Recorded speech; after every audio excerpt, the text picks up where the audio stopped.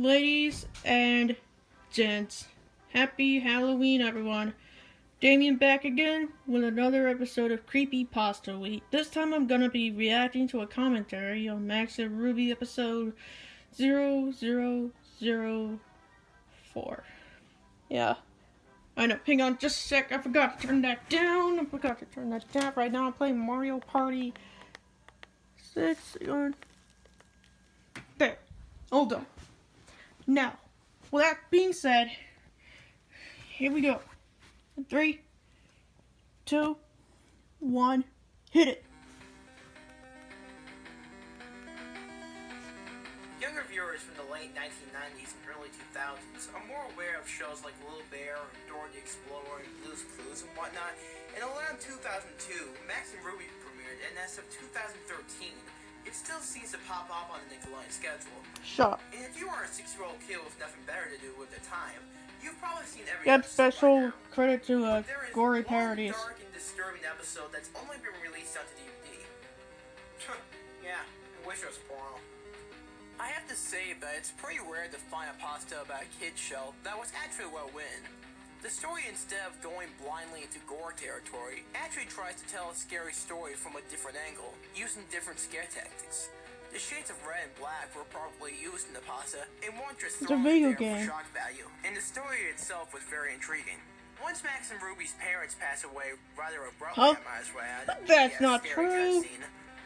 That was later revealed in the... No, it doesn't have the gore and blood splattering from Squidward's suicide, or the hyper-realistic eyes staring into your soul. Oh, shut up. In fact, the characters don't even have faces. I'm trying to tell you something. I'm trying to tell you that that would happen in later seasons. Realistic eyes.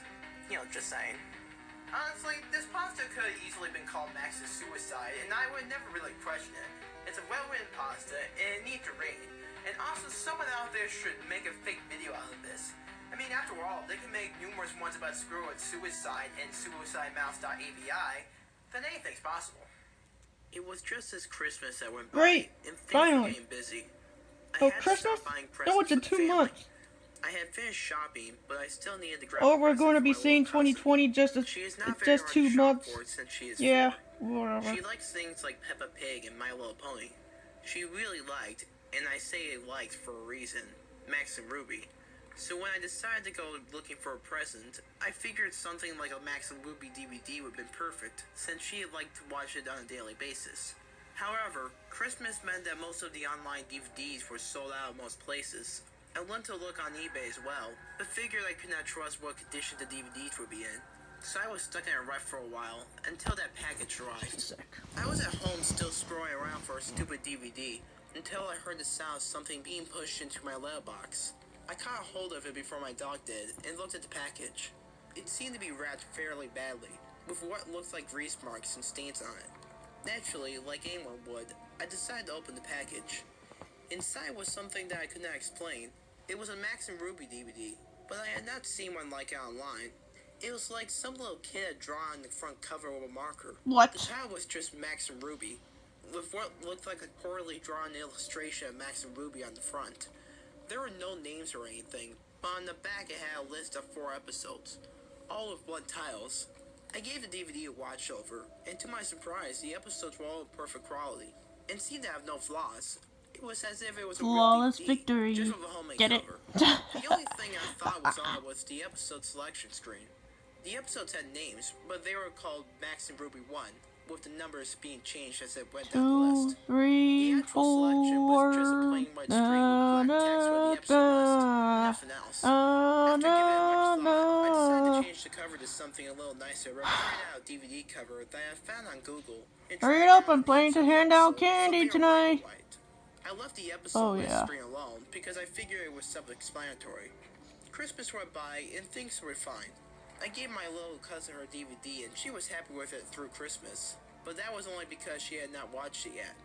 On Boxing Day, the family had gone out for a meal and left me to babysit my cousin. I was not too bothered about being left at home. I figured now was a good time to put on the DVD for her. I had put the DVD in and let it play while I was in the kitchen eating my dinner.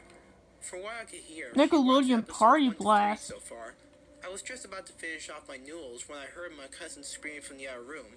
Dropping everything, I ran into the living room and saw my cousin curled up on the floor screaming. I had looked up at the TV and felt my heart in my throat. What I caught a glimpse of was the most disturbing thing I've ever seen. It was what appeared to be a frame of Max and Ruby standing next to each other Oh in complete darkness. my freaking god! Lack of faces. They had lost their noses and mouths, and their eyes were replaced with big hollow holes. The colors were a disgusting blood red, and there was faint static in the background. The sound was replaced with what sounded like the Max and Ruby theme Nope, playing didn't scare me. with a faint sound Come on. static in the mix of it all. It had to be the most disturbing thing I've ever seen. And it must have been on the screen for at least 20 seconds before the screen went black and the DVD turned off. Which alone was weird because DVDs do not usually turn off by themselves. I was able to calm my cousin down, telling her it was not real, and that she had just had a nightmare as she had fallen asleep in front of the DVD. However, I knew in my mind it was completely real. My parents had rung me up and told me they were going to be out at night, so this was going to be the best opportunity to look at the DVD more closely. I did not mention it to them, and as soon as they hung up, I grabbed the DVD and stuck it on my laptop. As soon as it loaded, I noticed that episode 0004 had now been replaced with RIP Mommy and Daddy. Rest in peace, Mom and Dad. Even though my parents are still alive right now. I kept the sound on low and proceeded with the episode. Normally, an episode Max and Ruby would have 3 short stories, but this episode only had 1. It started off quite lighthearted. Max and Ruby were playing tag in the garden, and their parents were on the porch watching them play. However, something was off. What? The sound was playing in reverse, and the parents' faces were that of sadness. It panned to the mother and father Not normal. voice of deep sorrow. Nope. The father spoke. "It's such a shame," he sighed. It then cut short to the sound of stag and a large scream, followed by the sound of 2 people choking. The sounds were so realistic it almost made me physically sick. The scene then switched to I'm just Max acting and Ruby now. standing Yeah. in front of what looked like a gravestone labeled "RIP Mommy Holy and Daddy." shit, dude. The 2 of them Hang had on. no faces. At this point, there was also no R.I.P. sound, Mommy and Dad. apart Okay, from never faint mind. static. This scene remained on the screen for about a minute and a half before it cut away into black. It then changed the scene again, now showing Max and Ruby sitting in Ruby's room. Both of them were sobbing. The sobs were so realistic and heart-wrenching that it sounded like it was taken from a real person mourning. What happened next was the most disgusting, yet saddest thing I've ever witnessed.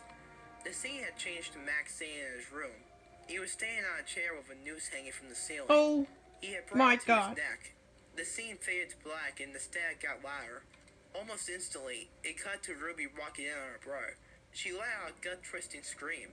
The camera was panning on her face as the sound of the chair being kicked and the same choking from before began to play. The picture of Ruby's face stayed on the screen for a good 5 dear minutes. God! This time, her Oh face dear had God, you returned have to gotta be same kidding me. holes. And as before, there were no other facial features.